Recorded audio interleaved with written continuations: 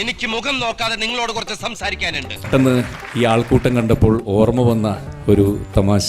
ഓ എന്താ സംഭവം പറ കേക്കട്ടെ. കല്യാണം കഴിഞ്ഞപ്പോൾ ഭാര്യ എടുത്ത് ചോദിച്ചു, കോളേജിൽ പഠിക്കുന്ന കാലത്തോ എപ്പോഴെങ്കിലും മറ്റേതെങ്കിലും കുട്ടികളുമായിട്ട് പ്രേമോ അങ്ങനെ എന്തെങ്കിലും ഉണ്ടായിരുന്നോ? സത്യം പറഞ്ഞോണം.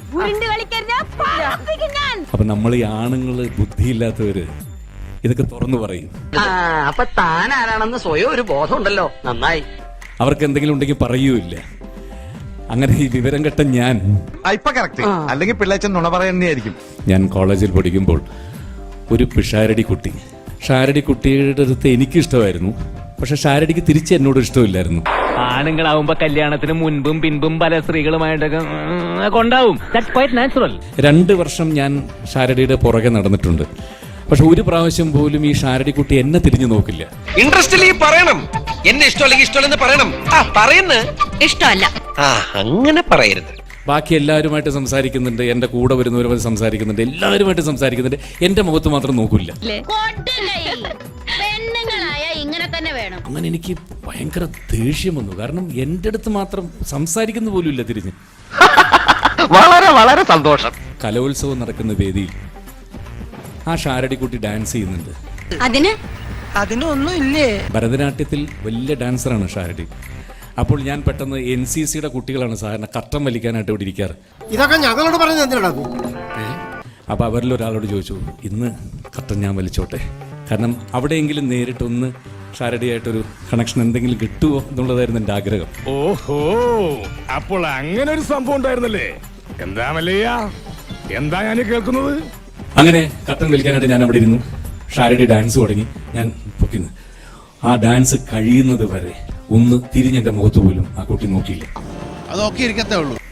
അതിലുള്ള ദേഷ്യവും സങ്കടവും സഹിക്കവയ്യാതെ ആ കട്ടനിന് ജീവിതകാലത്ത് ഒരു മനുഷ്യനെ കൊണ്ട് അഴിക്കാൻ വയ്യാത്ത രീതിയിൽ ഞാൻ അവിടെ ഇരുന്നൊരു കെട്ടിട്ടു.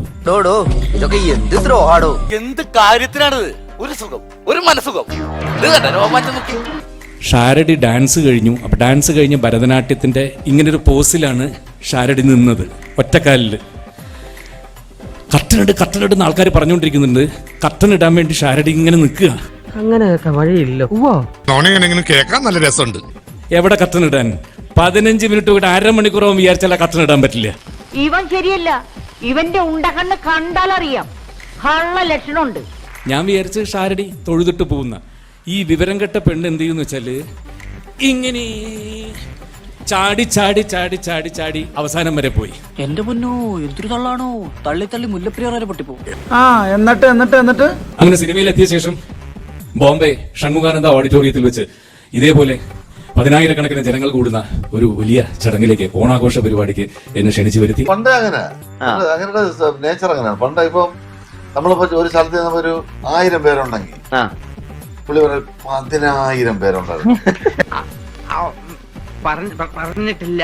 അവിടെ ചെന്നപ്പോൾ അതിന്റെ മുഖ്യ സംഘാടകരിൽ ഒരാൾ എന്നെ വളരെ ഇതായിട്ട് എല്ലാം കഴിഞ്ഞിട്ട് പറഞ്ഞു, ഭക്ഷണം വീട്ടിലാണ് അറേഞ്ച് ചെയ്തിരിക്കുന്നത്, കഴിച്ചിട്ടേ പോവാം. ഞാൻ പറഞ്ഞു, പിന്നെന്താ ആവാല്ലേ, ഹെവനല്ലേ, കാണും.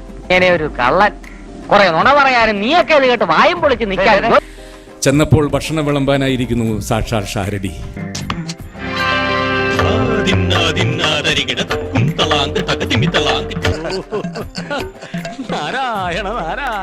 ഇയാളുടെ ഭാര്യ.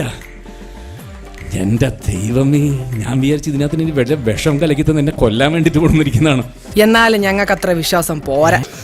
സത്യമായി പറയുന്നവനായി രാജാക്കന്ന്. അങ്ങനെ അപ്പോ സംഘാടകൻ തന്നെ പറഞ്ഞു, എൻ്റെ അടുത്ത് എല്ലാം പറഞ്ഞിട്ടുണ്ട് പഴയ കഥകളൊക്കെ എന്ന് പറഞ്ഞ് ചിരിച്ച് അന്ന് ഒരുപാട് ചിരിക്കുകയുണ്ടായി. ഭയങ്കരം തന്നെ എന്ന് പറഞ്ഞ് ഇപ്പോഴും എന്നെ കളിയാക്കാറുണ്ട്. അതാണ് അന്ന് എനിക്ക് പറ്റിയ അബദ്ധം. പക്ഷേ ഒരു കുഴപ്പം കാണുന്നുണ്ടല്ലോ. ഈ ഷാരടിയുടെ കഥ ഞാൻ ആദ്യമായിട്ട് ഇപ്പൊ കേൾക്കുന്നത്. സത്യം പറഞ്ഞാൽ എനിക്കറിയില്ല. കണ്ണൻ എൻ്റെ അടുത്ത് ഇരുന്ന് ചോദിച്ചു, ഇത് സത്യമാണോ അമ്മന്ന്. എന്തൊരു മണ്ടൻ കഥ അയാൾ പറഞ്ഞത്. ഈ ഫൂളിഷ് ലൈസ് ഒക്കെ എല്ലാവരും വിശ്വസിക്കുമെന്ന് വിചാരിച്ചിട്ടാ? സ്വന്തം ഇഷ്ടത്തിന് തട്ടിവിടുന്നതാണ്. നാക്കെടുത്താന്നേ പറയൂ.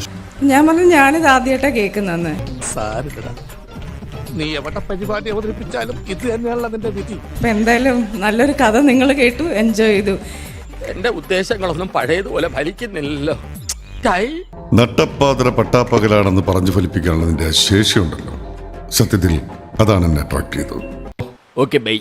പോയിട്ട് വരാം